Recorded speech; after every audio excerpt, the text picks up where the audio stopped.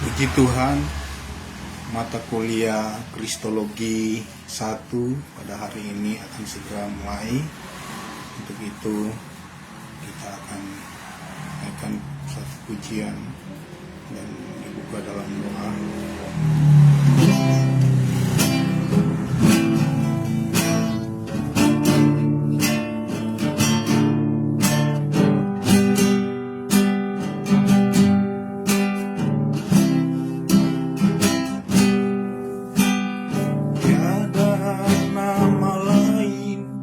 Selain nama Yesus, nama yang berkuasa di langit di bumi, nama yang memberi kedamaian bagi yang percaya padanya.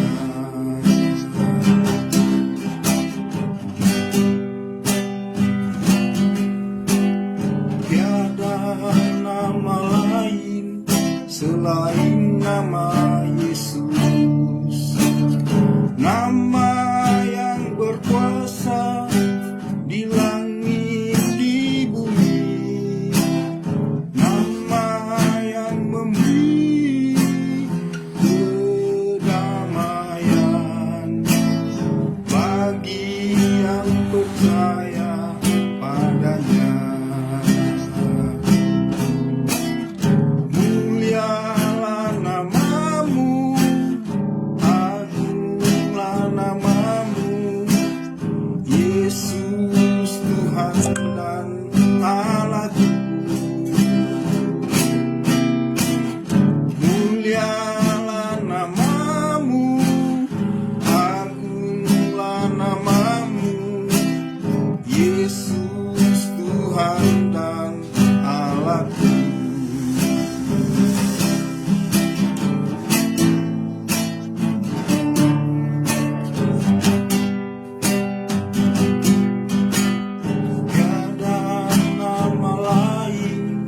Selain nama Yesus, nama yang berkuasa di langit di bumi, nama yang memberi kedamaian bagi yang percaya padanya.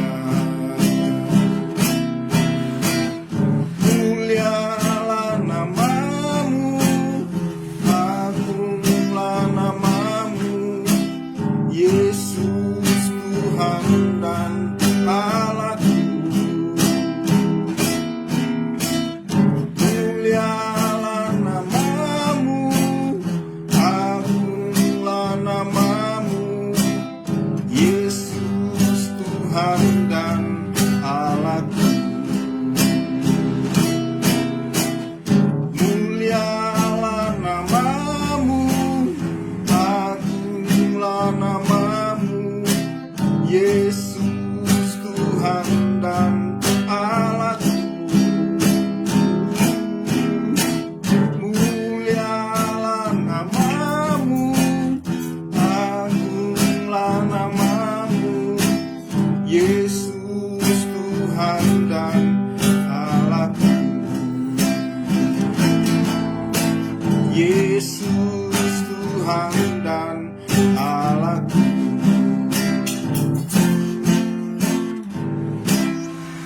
Terpujilah namamu Tuhan Yesus, Engkau hadir saat ini. Kami sangat bersyukur kepadamu Tuhan Yesus.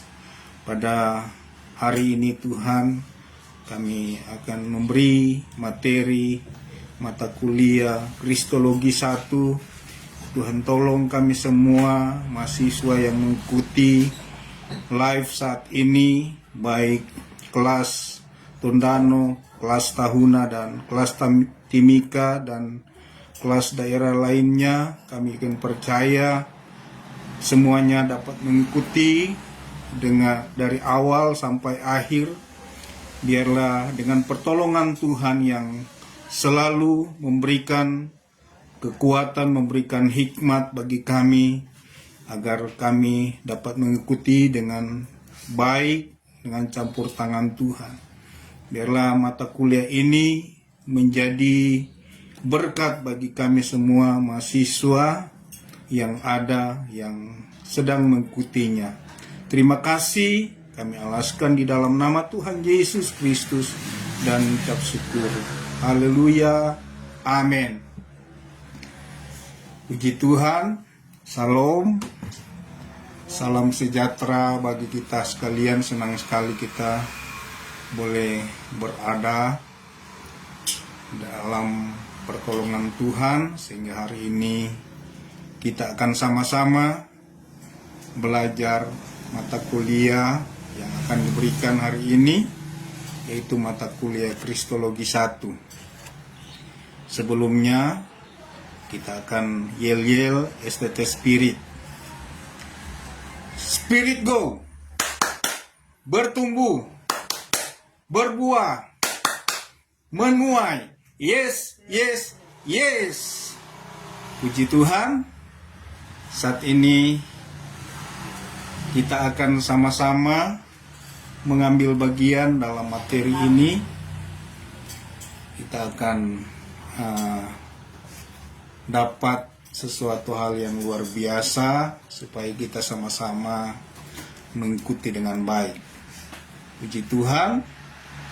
Mata kuliah Kristologi. Kristologi yang kita akan pelajari tentang kealahan dan ketuhanan Yesus Kristus. Kemudian kita sebagai orang Kristen, tentunya kita akan tahu apa arti dari Kristen. Kata Kristen berasal dari kata Christ dalam bahasa Inggris, yang berarti Kristus dalam bahasa Indonesia, dan akhiran N. Dalam kata Kristen berarti di dalam atau tetap tinggal di dalam. Dalam konteks ini, kata Kristen dapat diartikan sebagai orang-orang yang tetap tinggal di dalam Kristus, atau orang-orang yang memiliki iman dan komitmen untuk mengikuti ajaran dan teladan Yesus Kristus. Di dalam firman Tuhan, Kolose 2 ayat 6 sampai 7 menjelaskan, kamu telah menerima Kristus Yesus Tuhan kita, karena itu hendaklah hidupmu tetap di dalam Dia, hendaklah kamu berakar di dalam Dia dan dibangun di atas Dia, hendaklah kamu bertambah teguh dalam iman yang telah diajarkan kepadamu, dan hendaklah hatimu melimpah dengan syukur. Kristen adalah kata yang berasal dari bahasa Yunani, adalah Kristianos. Bahasa Yunani Kristianos itu kata Kristen, yang berarti pengikut Kristus. Jadi Kristen artinya pengikut Kristus. Kata ini pertama kali digunakan di Antioquia, di dalam Kisah Para Rasul 11 ayat 26. Di Antioquialah banyak orang yang percaya kepada Yesus Kristus sebagai Tuhan dan Juru Selamat. Dalam konteks ini, Kristen merujuk pada orang-orang yang percaya kepada Yesus Kristus sebagai Tuhan dan Juru Selamat, mengikuti ajaran dan teladan Yesus Kristus, menerima Yesus Kristus sebagai Tuhan dan Juru Selamat pribadi. Jadi, Kristen adalah identitas yang menunjukkan bahwa seorang telah menerima Yesus Kristus, Juru Selamat dan berkomitmen untuk mengikuti ajaran dan teladan Tuhan Yesus Kristus. Di akhir zaman ini sudah banyak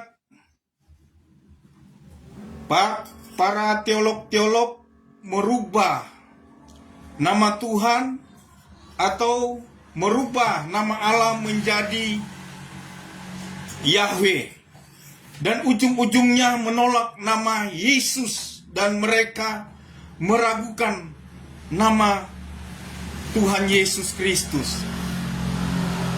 Jadi mahasiswa yang diberkati Tuhan, di akhir zaman ini banyak pengajaran-pengajaran yang tidak mengagungkan kebesaran Tuhan Yesus, kemahakuasaan Tuhan Yesus. Di sini kita akan tahu, saudara yang diberkati Tuhan, mahasiswa yang diberkati Tuhan, ada 3 nama yang harus kita tolak. Pengajaran-pengajaran palsu di akhir zaman ini, yaitu 3 nama yang harus kita tolak, yaitu Yahweh, Yehova, Yehuwa atau saksi-saksi Yehuwa. Jadi 3 nama ini yang harus kita tolak. Jangan kita terima. Karena Yahweh atau Yahweh dari akar Yahweh, penulisnya tidak ada di sejarah Alkitab. Penulisnya tidak ada di Alkitab. Bertolak belakang dengan isi Alkitab yang Tuhan sudah nyatakan dan berikan lewat kesaksiannya, lewat perkataannya kepada orang-orang Yahudi. Tuhan Yesus berkata kepada orang-orang Yahudi dalam Yohanes 5 ayat 46, berkata, "Sebab jikalau kamu percaya kepada Musa, tentu juga kamu akan percaya kepadaku, sebab Musa menulis tentang aku."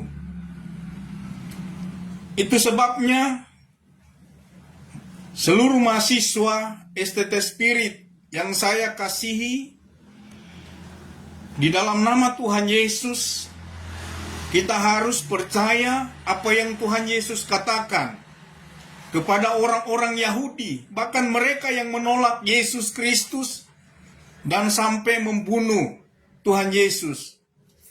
Itu sebabnya penulis kitab Pentateuch, yaitu Musa, 5 kitab yang ditulis oleh Musa, yang seperti yang dikatakan oleh Yesus kepada orang-orang Yahudi, kita harus percaya kepada penulis Musa, sebab Musa menulis tentang Tuhan Yesus Kristus. Itu Tuhan Yesus yang katakan kepada orang-orang Yahudi. Itu sebabnya kita harus buang 3 nama ini, karena mereka bukan penulis di Alkitab. Penulis nama dari akar Yahweh itu atau Yahweh adalah St. Clemens dari Alexandria. Kita harus tahu ini supaya menjadi dalil kita kepada orang-orang pengagum nama Yahweh atau sekte Yahweh. Itu sebabnya kita harus ketahui dan kita selalu merenungkan, membaca firman Tuhan. Itu sebabnya kita harus bangga memiliki Allah seperti Tuhan kita Yesus Kristus. Kemudian penulis atau penulis William Tyndale dari bangsa Jerman yang mengembangkan dari kata YHWH atau Yahweh dikembangkan oleh William Tyndale dari bangsa Jerman yang mengembangkan dan mempopulerkan nama yang kedua yaitu Yehova. Kemudian penerjemah bahasa Inggris pada abad 16 tahun 1530. Kita harus tahu supaya ada sekte Yahweh atau Yehova, kita bisa balik tanya penulis Yahweh atau penulis Yehova siapa. Itu sebabnya kita harus ikuti apa yang dikatakan Tuhan Yesus. Sebab jikalau kamu percaya kepada Musa, tentu juga kamu akan percaya kepadaku. Sebab Musa menulis tentang aku.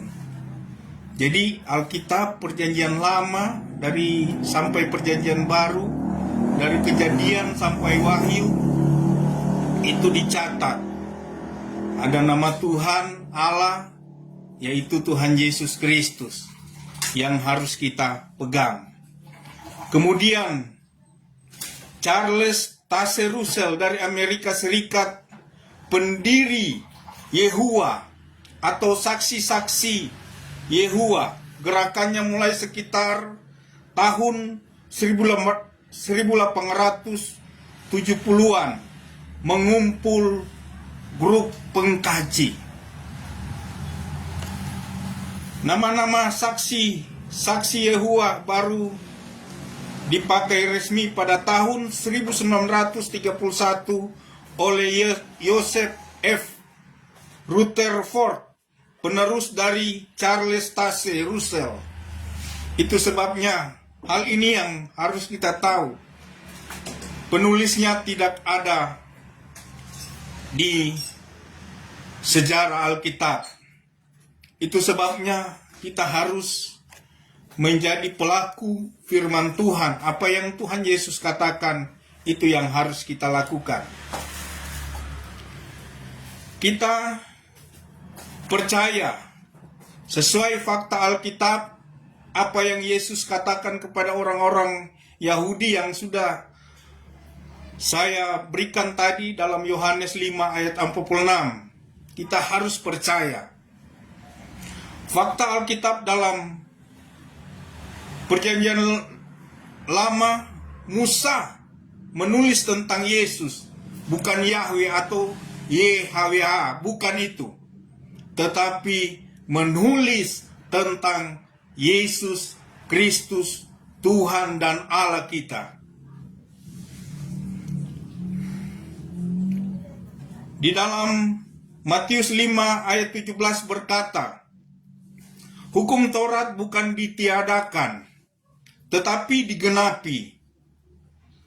Janganlah kamu menyangka bahwa aku datang untuk meniadakan hukum Taurat atau kitab para nabi. Aku datang bukan untuk meniadakannya, melainkan untuk menggenapinya. Dalam Lukas 24 ayat 44, ia berkata kepada mereka, inilah perkataanku yang telah aku katakan kepadamu ketika aku masih bersama-sama dengan kamu, yakni bahwa harus digenapi semua yang ada tertulis tentang aku dalam kitab Taurat Musa dan kitab nabi-nabi dan kitab Mazmur. Di akhir zaman ini banyak muncul pengajaran-pengajaran palsu di dalam Alkitab, di dalam Kolose 2 ayat 8.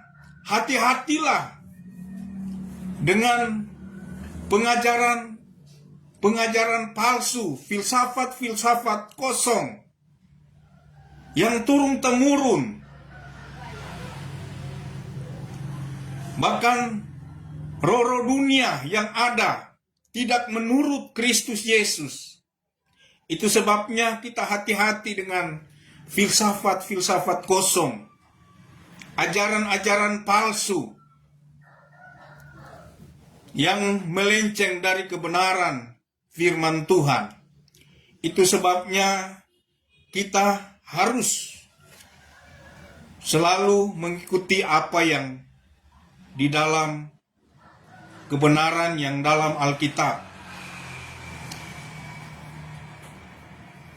Yesaya 43 ayat 10 sampai 11 berkata, "Kamu inilah saksi-saksiku, demikianlah firman Tuhan, dan hamba-hambaku yang telah kupilih, supaya kamu tahu dan percaya kepadaku dan mengerti bahwa aku tetap Dia. Sebelum aku tidak ada Allah dibentuk, dan sesudah aku tidak akan ada lagi."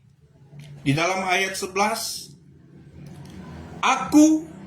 Akulah Tuhan dan tidak ada juru selamat selain daripadaku. Ini di dalam kitab Perjanjian Lama dimuatkan. Bahkan Yesus sebelum dunia ada, Tuhan Yesus sudah ada. Itu sebabnya kita percaya tidak ada Allah lain atau ada Allah asing di dalam dunia ini. Hanya Tuhan Yesus Kristus. Karena Dia sang penguasa, baik di bumi, di surga, bahkan di bawah bumi. Tuhan Yesus sang penguasa. Kita percaya Tuhan kita, Allah kita adalah Tuhan Yesus Kristus. Jangan ragu-ragu. Itu sebabnya lewat materi Kristologi satu ini kita harus simak baik-baik. Kita renungkan betapa besar dan dahsyatnya kuasa Tuhan. Karena Allah yang kita sembah, yang patut kita hargai dan kita hormati, harus kita tinggikan, kita agungkan. Bahkan Dia sebagai Bapa yang mulia.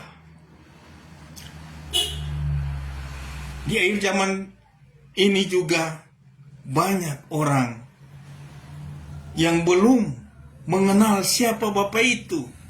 Mereka mesti cari-cari. Bahkan pengajaran-pengajaran muncul. Apalagi pengajaran sekte Yahweh. Mereka ajarkan bahwa ada Bapa. Menganggap Yesus lebih rendah dari Bapa. Padahal mereka tidak tahu Yesus itulah Bapa itu. Dan bukti kebenaran firman Tuhan, Tuhan sudah jawab kepada Filipus ketika Filipus bertanya kepada Tuhan Yesus, "Tuhan, tunjukkan Bapa itu kepada kami. Itu sudah cukup bagi kami." Maka Tuhan Yesus menjawab kepada Filipus, Filipus, sudah sekian lama kamu bersama-sama dengan aku. Bukankah aku di dalam Bapa, Bapa dalam aku? Jadi ayat ini sudah tidak bisa lagi ditafsir. Sudah jelas bahwa Yesus itulah Bapa mulia. Yesus berkata, "Bukankah aku dalam Bapa, Bapa dalam aku?" Di dalam Yohanes 10 ayat 30 berkata, Yesus berkata, "Aku dan Bapa adalah satu." Jadi kita tidak perlu ragu mencari Bapa yang lain. Itu sebabnya Bapa kita adalah Tuhan Yesus Kristus. Dia sudah jawab kepada Filipus ketika Filipus bertanya. Dialah Bapa itu. Yesuslah adalah Bapa. Kemudian kita lihat di dalam kebenaran firman Tuhan, kalau kita baca di dalam Yohanes 20 ayat 24 ayat 19, bagaimana pengakuan Thomas kepada Yesus. Saya akan baca. Tetapi Thomas, seorang dari ke-12 murid itu yang disebut Didimus, tidak ada bersama-sama mereka ketika Yesus datang ke situ. Maka kata murid-murid yang lain itu kepadanya, kami telah melihat Tuhan. Tetapi Thomas berkata kepada mereka, sebelum aku melihat bekas paku pada tangannya, dan sebelum aku mencucukkan jariku ke dalam bekas paku itu, dan mencucukkan tanganku ke dalam lambungnya, sekali-kali aku tidak akan percaya. 8 hari kemudian murid-murid Yesus berada kembali dalam rumah itu, dan Thomas bersama-sama dengan mereka. Sementara pintu-pintu terkunci, Yesus datang dan ia berdiri di tengah-tengah mereka dan berkata, damai sejahtera bagi kamu. Ayat 27. Kemudian dia berkata kepada Thomas, taruhlah jarimu di sini dan lihatlah tanganku. Ulurkanlah tanganmu dan cucukkan ke dalam lambungku, dan jangan engkau tidak percaya lagi, melainkan percayalah. Maka Thomas, pengakuan Thomas, penyembahan Thomas dengan tulus ikhlas ketika dia mencucukkan jarinya di tangan Yesus, bahkan lambungnya. Maka di situ Thomas percaya, dan pengakuan Thomas 100%. Thomas menjawab kepada Yesus, ya Tuhan dan Allahku. Jadi ini pengakuan Thomas, karena dia tadinya ragu-ragu, sekarang dia baru percaya.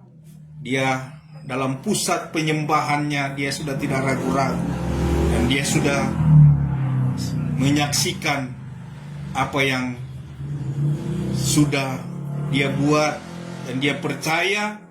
Thomas menjawab kepada Yesus, ya Tuhanku dan Allahku. Kata Yesus kepadanya, karena engkau telah melihat aku, maka engkau percaya. Berbahagialah mereka yang tidak melihat namun percaya. Jadi kita percaya bahwa Tuhan Yesus Kristus, Allah kita yang dahsyat dan luar biasa, Tuhan kita, Bapa kita yang mulia. Dari sudut pandang Alkitab, benar-benar Yesus adalah Tuhan. Jadi kita jangan ragu-ragu mengikuti Tuhan. Jangan ragu-ragu menjadi saksi Tuhan Yesus. Itu sebabnya kita tahu Tuhan Yesus kita Allah Maha Kuasa. Kalau kita tahu Tuhan Yesus Allah Maha Kuasa, itu tak terbantahkan dengan kitab-kitab atau buku-buku yang lain. Karena dalam Wahyu 1 ayat 8, Tuhan Yesus sendiri bilang, Tuhan Yesus berkata dalam Wahyu 1 ayat 8, akulah adalah Alfa dan Omega. Firman Tuhan Allah yang ada dan yang sudah ada dan yang akan datang, yang Maha Kuasa. Jadi Tuhan Yesus, Allah yang Maha Kuasa, tak tertandingi. Tidak ada Allah lain. Kisah 4 ayat 12.